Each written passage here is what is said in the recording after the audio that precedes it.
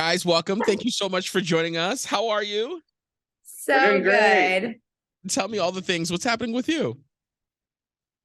It's been a big week. We're actually at a Disney resort right now, which is like kind of right on the brand for us. We're here Mhm. doing like a little stay, kind of taking our Instagram everywhere around this resort with us.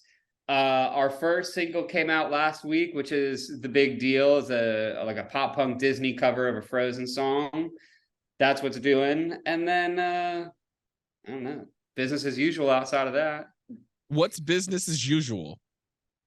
So you want to take it? Yeah, I mean, normally we live like 10 minutes behind the Magic Kingdom at Disney World. Mhm. And we like to go to the parks every single week to either, show what's going on that's new, whether it's food or attraction related, or sometimes, we just go for fun and show what's the parks are like right now. So Disney World is definitely business as usual for us. But then we also make theme park and pop culture inspired apparel. Mhm. And so we kind of are all, I mean, not kind of, that is mostly business as usual, is running that business and running down that avenue. So it's fun. It's a really cool business as usual that I feel very grateful for, because it's theme parks and, clothes that we get to make that we love. So it's awesome. So in December, I was in Tampa again. I love going to Tampa. Tampa boy. And I was on I-4 driving an hour and a half for White Bless your Castle. heart. Yes, Bless your right, heart. right. But Disney in Florida is so much different when it comes to Disney in California. I know the one in California is different, but like it seems like Disney almost takes over Florida. Even like how they have the lights, the electrical rods. The power thing over in the grass over there. It's got the big Mickey The thing. fact that it's like the fact that it's Mickey and not just regular A line.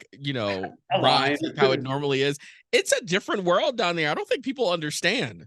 No, I mean that's the whole thing. Like Disney is, the whole city of Orlando was built around Disney and Disney buying what was it like 10,000 I acres of don't even land know. out here, and it's all about pulling people into this world. And I think that's where we really get to operate and why we get to operate and do what we do.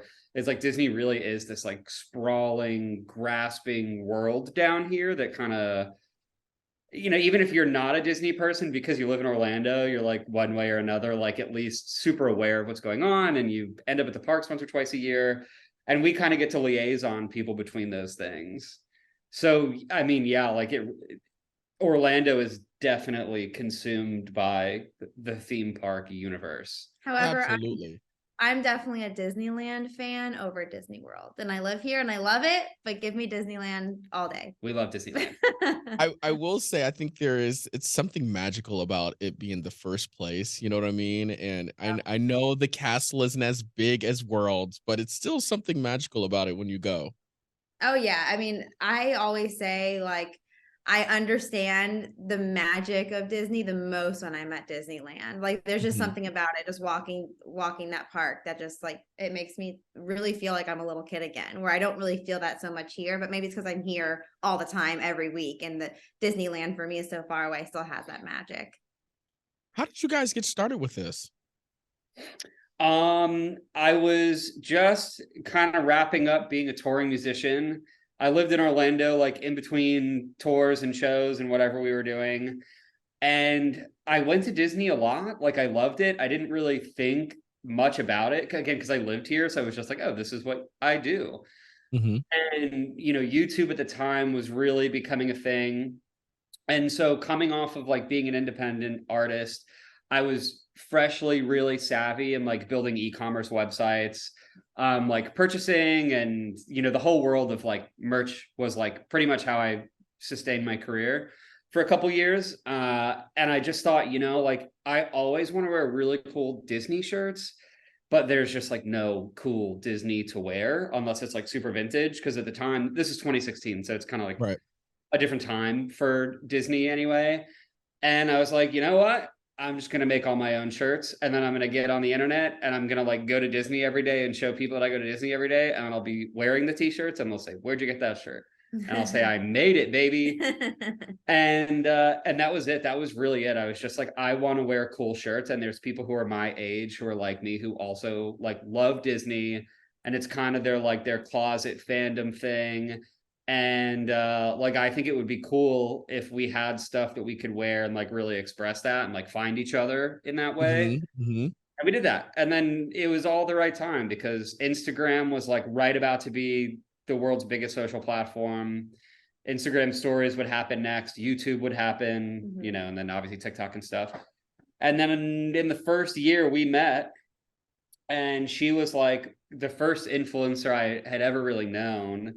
Because like you know, it's 2016, so there was like Los Angeles type influencers, but there wasn't a lot of micro influencers in these like niches and stuff. And she was like huge. She had like 60,000 followers or something. I mean, at the time, it was like a bizarre amount to conceptualize. And I was like, hey, like I have the store, we should do things together. And so she was influencing for us. And then we started dating, and it was like, hey, like we should be doing this together. Like she's extremely creative and has like a lot of acumen too when it comes to business. And she was super tapped in, and we loved the work that we were doing together. So that was it. We did it. We were like, all right, the two of us. I first of all, I love the fact that you did that. Second of all, I feel like now Disney has started to come out with these shirts. Like I feel like it's the one that everybody has, the black, what is it? The black with the white Disney letters in the back, and the, you know what I'm talking about? Jerseys, yeah. Yes. Yeah. Oh, I own plenty of them. I love them. It's so cool, the fact that you guys, you know, put out your own stuff. I do want to know, how did you guys get around, like, I guess, doing your own the Disney? law. Yeah. The mouse. The big mouse. Yeah, I mean, we do a really good job of being able to put our own spin on things without, you know, using Disney IP. And that's what, for us, what we love about our designs is that they're not straight Disney in your face. Yeah. You know, because again, like not every, I'm 32 years old. Not every 32-year-old wants to wear Tinkerbell on her shirt, but they love the character and they want to wear something that represents that character, but in a cooler, more mature way. And so a lot of our designs are very subtle in that. Like I'm currently wearing a Frozen design right now from our shop, but you would never know there's no Elsa and Anna on here. You know, it has some of the text, some of the meaning from it. But yeah, so we're really good about being creative and making it our own. Cody, that is that a vintage that you have on right now that's made to look vintage? No, this shirt just came out today. So the song we did is Love is an Open Door. And then this is the shirt that like came out with it. And so if you notice, Elsa and Anna are on there, but it's like the back of them. So it could be anybody. Guys, I need to get that shirt. I need to go to Instagram and get that shirt. I think that's cool. And I like the quality of the material too. Yeah, they're great. We do a lot of different stuff. We have tank tops, crop sweatshirts, hoodies, like kids stuff. We try to really branch out, home goods, like anything that we would want for ourselves, we just make. Guys, take all of my money right now. Okay, that's good. Tell me about the song. So basically what we're doing here is kind of like everything we do is like inspired by Disney. So we're going back and we're going to this thing that Disney had. It was called Disney Mania. And all through the 2000s, they would have their current roster of stars on Disney Channel cover the classics and whatever the style was at the time. And so we're kind of doing our own Lost Bros Mania thing here. We have some singles coming that are leading up to this big album. And so it's a bunch of Disney covers, all in different genres that are hot now, with a lot of cool musical guests from different areas of music. And so the first one we did is Love is an Open Door. It's inspired by like the nostalgic 2000s pop rock, like Jimmy Eat World, Sum 41, New Found Glory, all that kind of stuff. And it's like kind of the perfect introduction to what we're doing. It's fun, it's fast, it sounds nothing like the original, and it's just a blast to listen to. And I think it's, exactly like the t-shirts, it's for people our age who, you love it and, you love the songs, but show tunes aren't like always the car driver. And so we're delivering, there's some pop punk stuff. There's like Carly Rae, 1975 inspired, like 80s pop. There's, ballads, everything. Yeah. It's so interesting because you hit the nail on the head. Ain't nobody trying to listen to show tunes when you're trying to like drive and go. You know what I'm Speak saying? for yourself. I listen to Hamilton, Wicked all day long, but that's You fine. better go away with that. What are you guys working on next?